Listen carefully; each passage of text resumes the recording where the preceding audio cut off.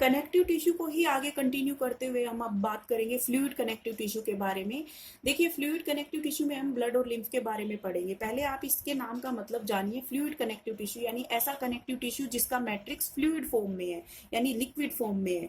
तो fluid connective tissue दो हैं हमारी बॉडी में, ब्लड और लिम्फ। सबसे पहले हम बात, ये स्पेशलाइज्ड कनेक्टिव टिश्यू भी हैं। पहले बात करते हैं ब्लड के बारे में। तो ब्लड एक फ्लूइड कनेक्टिव टिश्यू है और बॉडी में सॉफ्टेस्ट कनेक्टिव टिश्यू है। हार्डेस्ट कनेक्टिव टिश्यू बोन था और सॉफ्टेस्ट कनेक्टिव टिश्यू ब्लड है। और फ्लूइड कनेक्ट, देखिए ब्लड का जो मैट्रिक्स है वो फ्लूइड फॉर्म में है, हम क्योंकि इसीलिए हम इसको फ्लूइड कनेक्टिव टिश्यू बोल रहे हैं। फ्लूइड फॉर्म में मैट्रिक्स है इसका। और उसके अलावा इसके मैट्रिक्स का स्पेशल नाम है प्लाज्मा।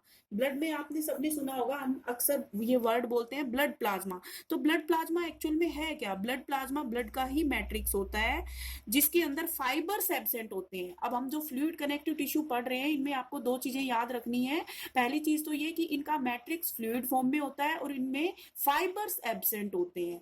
अब देखिए ब्लड के बारे में पढ़े, ब्लड की कंपोजिशन के बारे में। तो ब्लड की कंपोजिशन देखिए, यहाँ पे ब्लड में दो कंपोनेंट्स हैं। पहला जो कंपोनेंट है लिक्विड कंपोनेंट है जिसे हम मैट्रिक्स या प्लाज्मा बोल रहे हैं।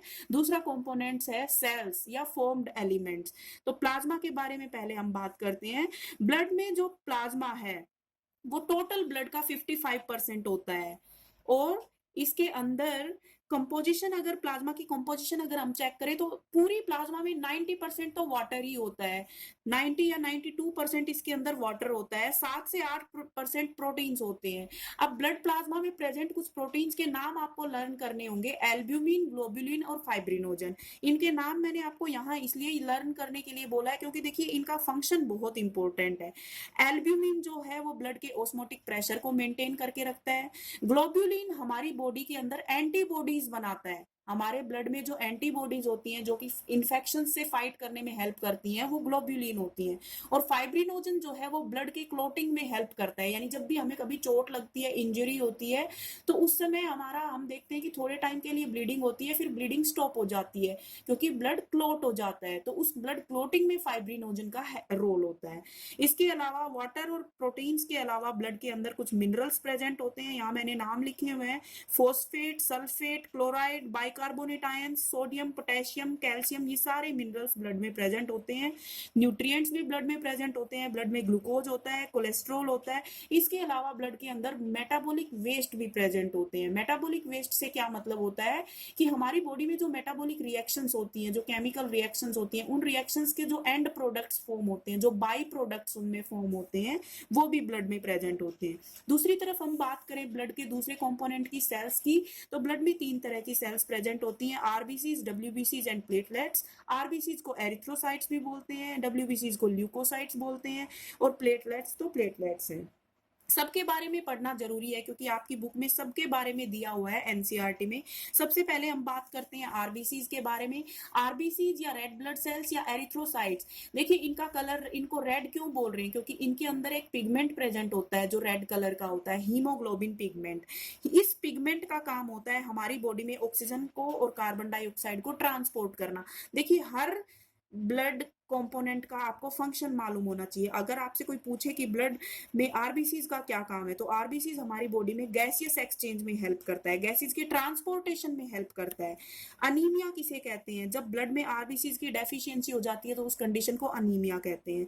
आरबीसीज का नॉर्मल लाइफ स्पेन होता है 4 मंथ, यानी कोई भी एक आरबीसी 4 मंथ तक सर्वाइव करती है या 120 डेज तक।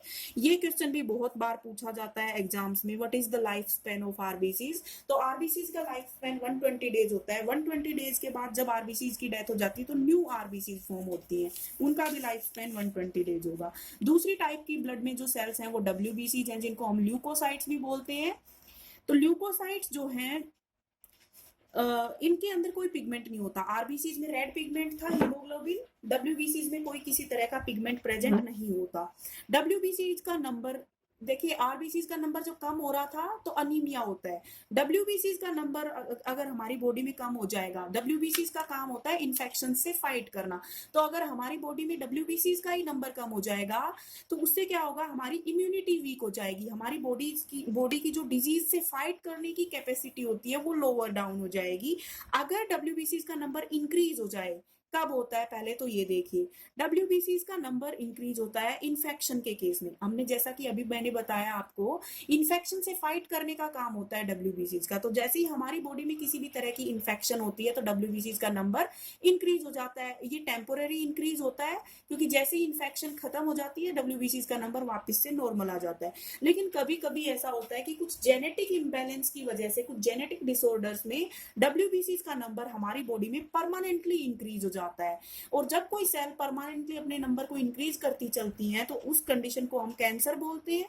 अब यहाँ पे ब्लड सेल्स का नंबर इंक्रीज हो रहा है, डब्ल्यूबीसीज का नंबर इंक्रीज हो रहा है, परमानेंट इंक्रीज हो रहा है, तो उस कंडीशन को हम बोलते हैं ब्लड कैंसर, या इसी को हम बोलते हैं ल्यूकेमिया।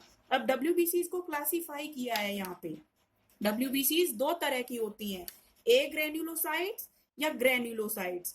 ग्रेन्युलोसाइट्स जो होती हैं इनके अंदर ग्रेन्यूल्स प्रेजेंट होते हैं, यानी वो सेल्स जिनके साइटोप्लाज्म के अंदर छोटे छोटे दाने जैसे दिखाई देते हैं जब हम उनको माइक्रोस्कोप के नीचे देखते हैं तो। जबकि ए ग्रेन्युलोसाइट्स वो सेल्स होती हैं जिनके साइटोप्लाज्म में किसी भी प्रकार के ग्रेन्यूल्स नहीं होते। उन सेल्स को माइक्रोस्कोप के अंदर अगर हम देखेंगे तो उनका साइटोप्लाज्म हमें बिल्कुल क्लियर नजर आएगा। तो पहले बात करते हैं ग्रेन्युलोसाइट्स के बारे में। ग्रेन्युलोसाइट्स बोन मैरो के अंदर बनती हैं, जैसा कि मैंने पिछले ही आपको वीडियो में बताया कि हमारे बोन मैरो के अंदर ब्लड सेल्स फॉर्म होती हैं। तो डब्ल्यूबीसीज बोन मैरो में बनेंगी। तीन तरह की होती हैं डब्ल्यूबीसीज, एसिडोफिल्स, बेसोफिल्स, न्यूट्रोफिल्स। एसिडो मतलब एसिड, फिल मतलब टू लव, वो सेल्स जो एसिडिक स्टेन या एसिडिक डाई से स्टेन हो जाती हैं, एसिड डाई से लविंग होती है ये सेल्स।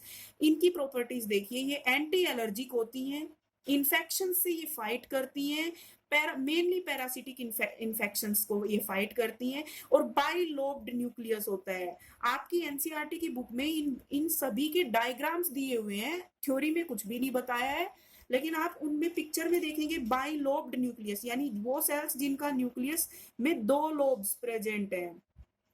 तो ऐसी सेल्स कौन सी सेल्स हो जाएंगी, एसिडोफिल्स।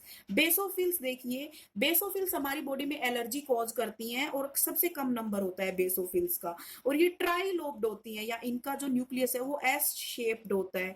तो ऐसी सेल्स आपको अगर कोई ऐसा डायग्राम बना के दिखाया हुआ हो जिसमें तीन लोब्स नजर आ रहे हो न्यूक्लियस के, एक, दो, और ये यहाँ पे तीसरा लोब, तो ट्राइलोब्ड न्यूक्लियस वाली जो सेल्स हैं वो बेसोफिल्स होती हैं। और न्यूट्रोफिल्स जो होती हैं वो मल्टीलोब्ड होती हैं, यानी इनके न्यूक्लियस में बहुत सारे लोब्स होते हैं, मैक्सिमम नंबर की होती हैं और फैगोसाइटिक नेचर की होती है।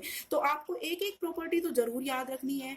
हमारी बॉडी में पैरासिटिक इन्फेक्शन को फाइट करने के लिए एसिडोफिल्स होती हैं, बाइलोब्ड न्यूक्लियस की होती हैं। हमारी बॉडी में एस शेप्ड न्यूक्लियस की जो डब्ल्यूबीसीज हैं वो बेसोफिल्स हैं, और इनका नंबर सबसे कम होता है। सबसे कम नंबर इसलिए होता है क्योंकि ये एलर्जी कॉज करती है बॉडी में।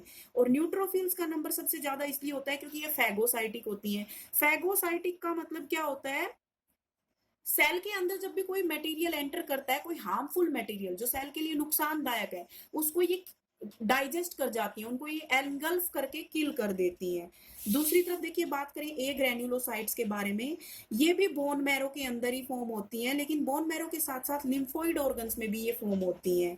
लिम्फोइड ऑर्गन का मतलब है थाइमस और स्प्लीन में। दो तरह की होती हैं A granulocytes, number 1 lymphocytes, number 2 monocytes. Lymphocytes smallest size की होती हैं और ये दो तरह की होती हैं, बी लिम्फोसाइट्स और टी लिम्फोसाइट्स। यानी जितनी भी तरह की हमने डब्ल्यूबीसीज पढ़ी उनमें से लिम्फोसाइट्स जो होती हैं वो सबसे छोटे साइज की होती हैं। मोनोसाइट्स जो हैं ये सबसे बड़े साइज की होती हैं, और इनका न्यूक्लियस किडनी जैसी शेप का होता है, और इनका ये भी नेचर में फैगोसाइटिक होती हैं। जैसे न्यूट्रोफिल्स फैगोसाइटिक थी वैसे ये भी फैगोसाइटिक है। और ये मोनोसाइट्स क्या करेंगी, जैसे किसी टिश्यू में इन्फेक्शन होता है उस टिश्यू तक ये पहुंच जाती है, वहां पे ये पहुंच के जो एंटर किया है जो इन्फेक्शियस पार्टिकल, जो बैक्टीरिया वगैरह, उसको ये किल करती हैं। और वहां टिश्यूज के अंदर देखिए, ब्लड में तो मोनोसाइट्स को हम मोनोसाइट्स ही कह के बुला रहे हैं, यही मोनोसाइट्स जब टिश्यूज में इन्वेड कर जाती हैं तो इनको हम मोनोसाइट ना कह के मैक्रोफेजेस कहते हैं। डब्ल्यूबीसी का फंक्शन अगर आपसे कोई पूछे तो इन्फेक्शन से फाइट करने में हेल्प करती हैं, एंटीबॉडीज बनाने में हेल्प करती हैं। थर्ड टाइप की जो ब्लड सेल्स हैं वो है प्लेटलेट्स, और प्लेटलेट्स का काम होता है ब्लड क्लोटिंग में हेल्प करना या ब्लड कोएगुलेशन में काम करना। अब देखिए, जो नेक्स्ट फ्लूइड कनेक्टिव टिश्यू है वो है लिम्फ। लिम्फ भी फ्लूइड कनेक्टिव टिश्यू है, मतलब इसका मैट्रिक्स फ्लूइड फॉर्म में है, इसमें फाइबर्स एब्सेंट है। हमारे लिए मेन जो चीज समझनी जरूरी है वो है ब्लड और लिम्फ का डिफरेंस, वो मैं अभी आपको बताऊंगी। ब्लड सब, और एक और वर्ड यूज किया जाता है लिम्फ के लिए, मिडल मैन। तो किसके बीच मिडल मैन का काम करता है लिम्फ? बॉडी और ब्लड सेल्स के बीच में, सॉरी ब्लड और बॉडी की सेल्स के बीच में ये मिडल मैन की तरह काम करता है। लिम्फ के अंदर ब्लड के कंपैरिजन में कम मिनरल्स होते हैं और कम प्रोटीन्स होते हैं, पहला डिफरेंस ये हो गया। दूसरा डिफरेंस, लिम्फ का कलर जो है वो कलरलेस है, जबकि यानी लिम्फ का कोई कलर नहीं है। डब्ल्यू और आरबीसीज का जो कलर है वो रेड कलर है। ऐसा इसलिए क्योंकि आरबीसीज में तो हीमोग्लोबिन पिगमेंट है, जबकि लिम्फ के अंदर कोई पिगमेंट नहीं होता है। तो इसका क्या मतलब हुआ यहाँ पे कि लिम्फ के अंदर ना ही लिम्फ के अंदर ना ही तो आरबीसीज प्रेजेंट है, लिम्फ के अंदर प्रोटीन्स और मिनरल्स भी ब्लड के कंपैरिजन में कम है। एक चीज जो डिफरेंट है वो ये कि लिम्फ के अंदर डब्ल्यूबीसीज का नंबर जो है वो लिम्फोसाइट्स का ज्यादा होता है, यानी लिम्फ में लिम्फोसाइट्स ज्यादा होती है, ब्लड में कम कम होती है। अब हम बात कर लेते हैं पूरे कनेक्टिव टिश्यू के फंक्शंस की। पूरा जो कनेक्टिव टिश्यू है वो बॉडी में क्या करता है? अटैचमेंट प्रोवाइड करता है, बॉडी के डिफरेंट ऑर्गन्स को प्रोटेक्ट करता है, स्टोरेज का काम करता है, इंसुलेशन का काम करता है, ये काम है एडिपोज कनेक्टिव टिश्यू का। सपोर्ट का काम करने का काम है बोन और कार्टिलेज का। ट्रांसपोर्ट का काम है आरबीसीज का। डिफेंस और स्कैवेंजिंग का काम है डब्ल्यूबीसीज का। शॉक प्रूफ क्यूशंस ये भी हमारी फैट सेल्स कर लेती हैं। मटेरियल्स की पैकिंग, रिपेयर, ब्लड सेल्स की फॉर्मेशन, ये सब फंक्शंस हैं कनेक्टिव टिश्यू के। तो इसी के साथ कनेक्टिव टिश्यू कंप्लीट होता है। नेक्स्ट वीडियो में बात करेंगे मस्कुलर टिश्यू के बारे में।